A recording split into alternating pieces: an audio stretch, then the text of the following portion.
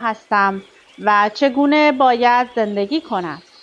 پادشاه در جستجوی پاسخ این پرسش‌ها با افراد مختلفی از جمله دانشمندان، زاهدان و حتی یک راهب ساده ملاقات می‌کند و هر کس پاسخی متفاوت به او می‌دهد، اما هیچ کدام او را راضی نمی‌کند.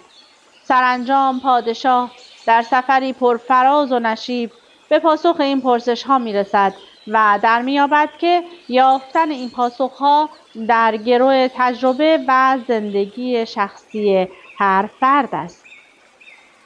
3 پرسش با وجود حجم کم خود مفاهیمی عمیق و فلسفی را در قالب داستانی ساده و جذاب ارائه می‌دهد. این داستان به خواننده کمک می‌کند تا با نگاهی تازه به ماهیت زندگی، معنای آن و نقش خود در جهان هستی بنگرد. ارباب و بنده. ارباب و بنده نوشته لئو تولستوی رمانی کوتاه و فلسفی است که در سال 1895 منتشر شد. این اثر عمیق داستانی تکان دهنده از ظلم، رستگاری و جستجوی حقیقت را روایت می‌کند. داستان حول محور 2 شخصیت اصلی، واسیلی و نیکیتا می‌گذرد. واسیلی ارباب ثروتمندی است که به همراه نوکرش نیکیتا در یک طوفان برفی در جنگل گم می‌شوند. آنها آنقدر به دور خود می‌چرخند که شرایط هر لحظه برایشان سخت‌تر می‌شود. اما ارباب به نیکیتا که لباس گرم مناسبی هم ندارد هیچ توجهی ندارد و تنها به خود و اهدافش فکر می‌کند.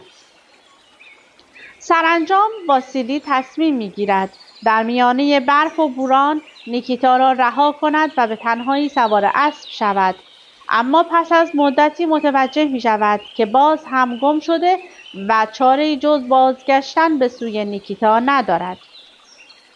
این بازگشت با وقوع اتفاقات خاص و عجیبی بین ارباب و بنده همراه است. ارباب و بنده از جمله آثار برجسته تولستوی به شمار می‌رود و مورد تحسین بسیاری از منتقدان و نویسندگان قرار گرفته است. این داستان کوتاه با وجود حجم کم حرف‌های بسیاری برای گفتن دارد و خواننده را به تأمل درباره مفاهیمی چون تناقضات موجود در روابط انسانی، پوچی طبقه‌بندی‌های اجتماعی و قدرت رستگاری بخش عشق و بخشش وامی دارد.